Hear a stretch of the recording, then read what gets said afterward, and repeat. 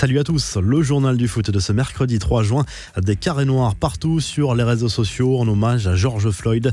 Depuis la mort tragique de cet Afro-Américain de 46 ans lors d'une intervention policière, énormément de personnalités se mobilisent, dont de nombreux footballeurs. L'initiative Blackout Tuesday, lancée pour lutter contre le racisme, trouve de l'écho dans le monde entier. Sur Instagram ou Twitter, Neymar, Kylian Mbappé, Dimitri Payet, Marcus Rashford, Gianluigi Donnarumma, Zinedine Zidane ou encore Patrice Evra, pour ne citer que, y sont allés de leur écran noir, parfois avec un commentaire pour expliquer leur démarche.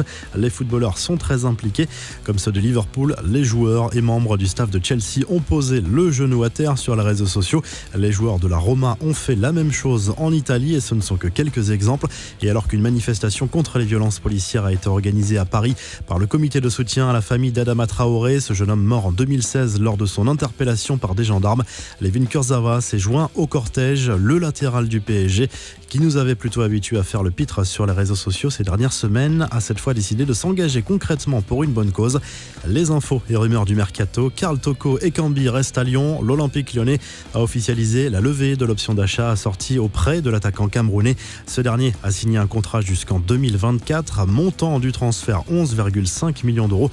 Villarreal a également négocié des bonus et un pourcentage à la revente en cas de plus-value. Le Real Madrid à l'assaut de Jadon Sancho. À défaut de pouvoir attirer Mbappé ou Haaland dès cet été, le club merengue pourrait se tourner vers l'attaquant anglais, auteur d'une belle saison en Bundesliga. 17 buts et 17 passes décisives déjà cette saison, rien qu'en championnat avec le club de la Ruhr. Le principal concurrent se nomme Manchester United dans ce dossier. Et selon Sky Sports, le RB Leipzig a plutôt intérêt à jouer la montre avec Timo Werner. Les clubs intéressés par l'international allemand ont jusqu'à la mi-juin pour activer sa clause de libération estimée à 56 millions d'euros. Après la date limite, le prix pourrait évoluer à la hausse pour les clubs intéressés comme Chelsea, Liverpool et Manchester United. Les infos en bref, des nouvelles de Karim Benzema qui a soif de compétition. Le Français a accordé un entretien au site du club merengue repris par AS. Nous avons tous envie de revenir à la compétition et de gagner des matchs. Le premier match contre Eibar sera très important. 2 mois sans toucher le ballon, ça a été un peu difficile à concéder Benzema avant de dévoiler le discours global de Zidane pour cette reprise, prendre du plaisir et profiter du football. Le Real Madrid qui va quitter d'ailleurs le stade Santiago Bernabéu provisoirement, et cela tombe plutôt bien puisque l'enceinte est en travaux.